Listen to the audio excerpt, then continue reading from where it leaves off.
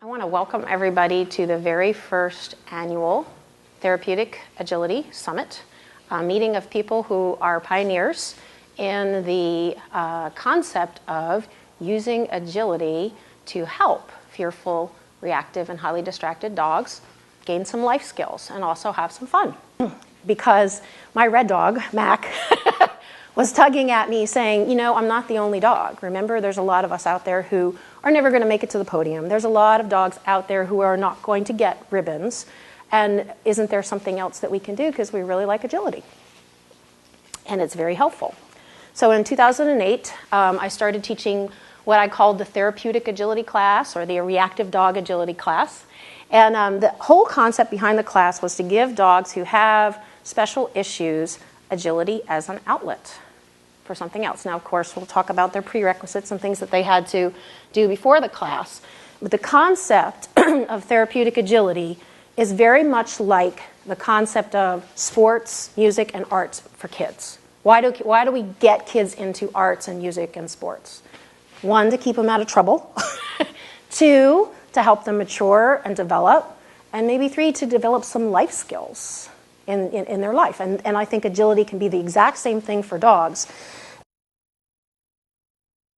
My name is Jackie-Wright-Minogue, and I work at St. Hubert's in Madison, New Jersey. I teach agility there, and I started a new class recently, and I'm here to tell you all about it.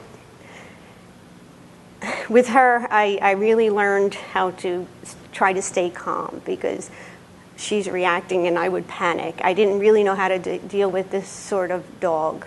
So we did go to St. Hubert's, and I attended some really great classes, and I learned a lot from this little dog. So once I got her doing agility in our backyard, I heard about this great program called Valor. Oh, it changed our lives. We began doing agility outside of the home. So through Valor, I met a lot of other people that were in the same situation.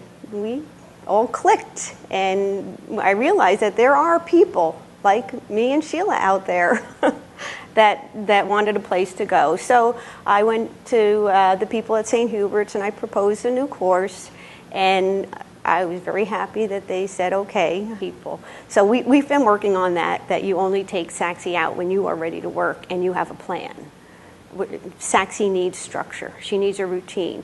She needs to know what she has to do from the minute she comes out to the minute till she goes to her start line. So we've been working very hard on that down there.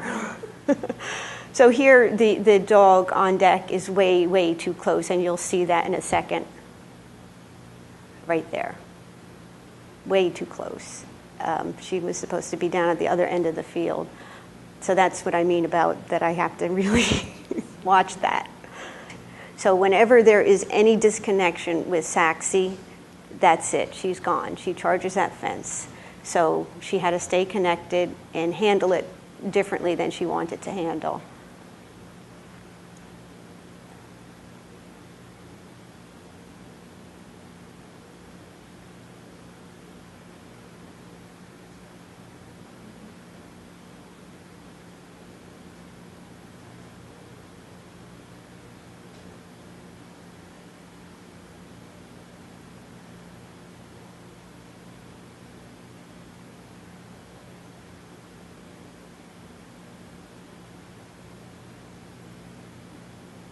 And she did quite a nice job on that course. After being really scared of the other dog on the other side of the ring, she was able to pull it together and have a nice run.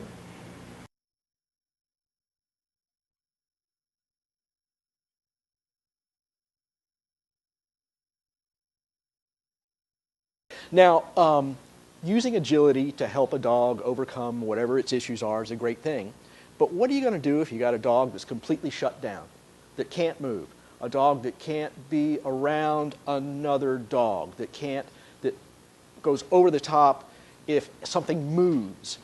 Well, you're going to start out in one of my classes.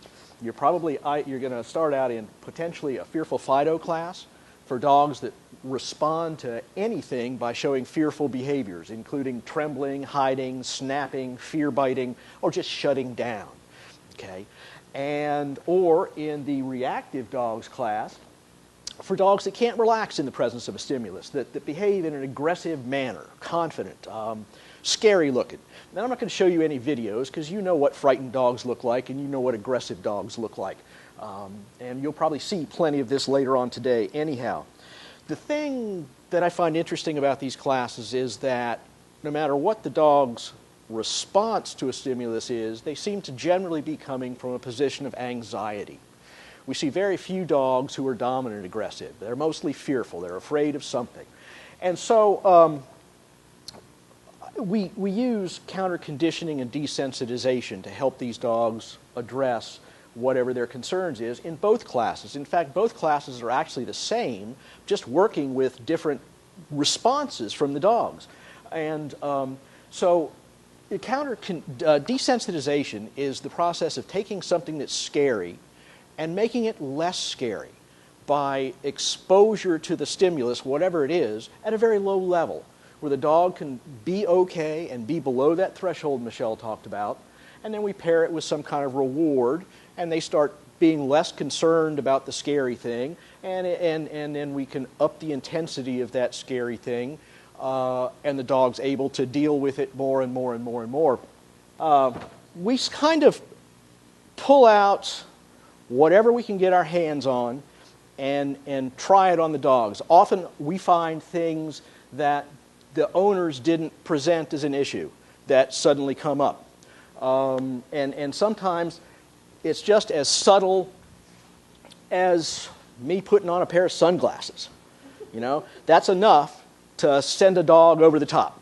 If they don't like people, generally I find that they warm up to me pretty quickly because I am a treat dispenser. I am a treat dispensing unit. And the dogs usually decide that that's pretty okay. So, you know, sometimes it's putting on a hat. You know, and all of a sudden I'm an entirely different person. I was the treat dispensing guy a minute ago. All of a sudden I'm some scary thing. Now, at times I'll ask for other instructors and class assistants to come in when we've got dogs that are concerned about people. Sometimes it's just easier for me to become another person. I can do that right in the moment with the dog.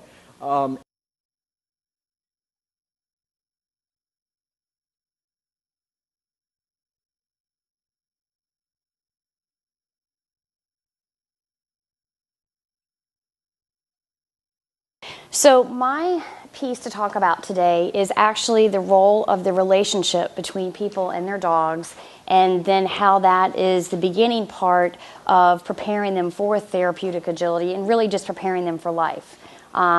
There's a huge focus and I think awareness now of how important physical exercise is, but something that we need to focus on is balancing the mental with the physical, because in my opinion they're equally as important. Okay, so my talk is a lot about the prep work to prepare them to be ready for doing therapeutic agility and other sports and as the owners are interested in. So then we have to come up with a management plan. So once we come up with a management plan, the first thing we have to do is set the priorities. What do we want to work on first? Another mistake us greedy humans tend to make is that we want to fix everything now. Okay, so I'm going to come up with this grand and glorious 20-page training plan, and it's just going to fix everything in a week, and it'll all be done. It doesn't work that way, especially when you're first starting out with a dog. When you're first starting out with a dog, obviously, I usually pick no more than 3 things that I work on at a time in week 3. If you look at this, this tells you I'm not altogether sure I'm very cool about what's going on right here, but I'm pretty curious. You haven't beat me yet, so I'm going to cautiously approach. And what happened is John held his hand out like this on his knee, and then Journey came up, sniffed, and then laid his head in John's hand, which I think we all cried. Journey made me cry a whole lot. You'll see more pictures later. But anyway, so what was the best thing we could have done after that? We got up, we went away. okay? Because Journey definitely, especially with his lack of social skills and interaction with people, he wouldn't have, the only thing that he could have done maybe is run away. But what does that teach him about interacting with us? I go up real quick and I run away. Instead of I go up real quick, hey, this was kind of cool, whew, I can breathe, it ended. So that he's not practicing that whole I have to escape it. Okay, that's why that was so important.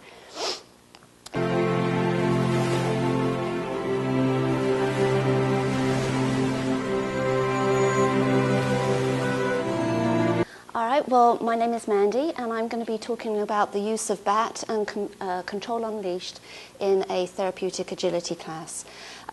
Behavior Adjustment Training, or BAT, by Grisha Stewart, is a method for rehabilitating and preventing reactivity in dogs, especially those that suffer with fear, frustration, and aggression. BAT reteaches a dog his social skills and increases his confidence when faced with something that scares or upsets him. This is stage 1.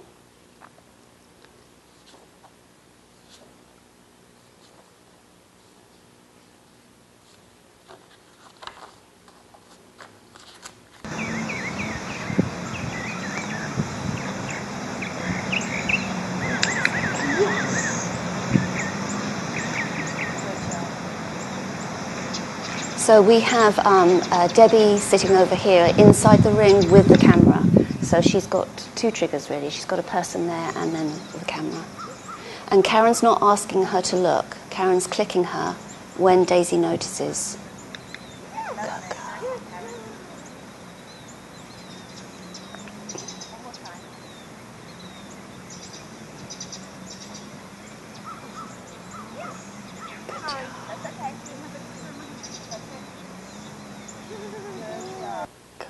Okay, and then stage 2, we are going to let Daisy see the trigger, and then we're going to wait for that cutoff signal or calming signal, and then we're going to mark that, okay, and let them know that's a good thing, move them away, and then they get their bonus reward.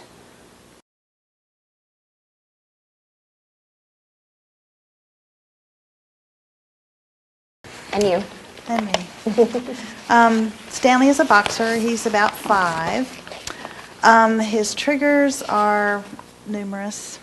Strangers, other dogs, loud vehicles, changes in environment, touching. He doesn't like to be touched, this dog.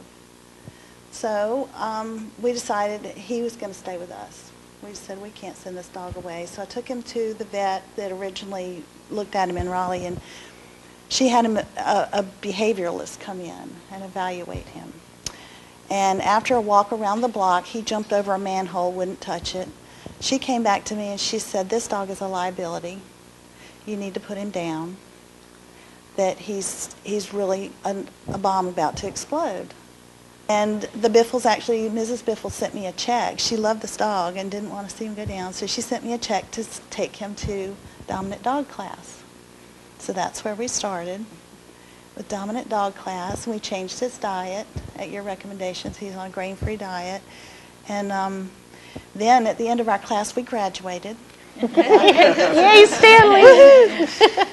And you recommended that we take him to the therapeutic agility class. And I thought, a boxer in agility? Are you crazy? Really? So, seriously. But he loved it. Loved it. Now, this dog could not walk on a leash. He pulled, he lunged, he could not go outside. His level of comfort was, if he could see anything moving, or a person or a dog, he would pull you over. And I'm sharing, because when they started the class, the 3 dogs that started that class together became kind of a tight-knit pack. Yeah. But when they started the class, none of the dogs could be within sight of each other. No. I mean, it's amazing that they became good friends because they never saw each other. Right. And I brought out a various sundry of dogs from the house, and you saw Stanley in that last video, and he was the neutral dog. So Yeah. he's really come full circle. He truly has. Mm-hmm.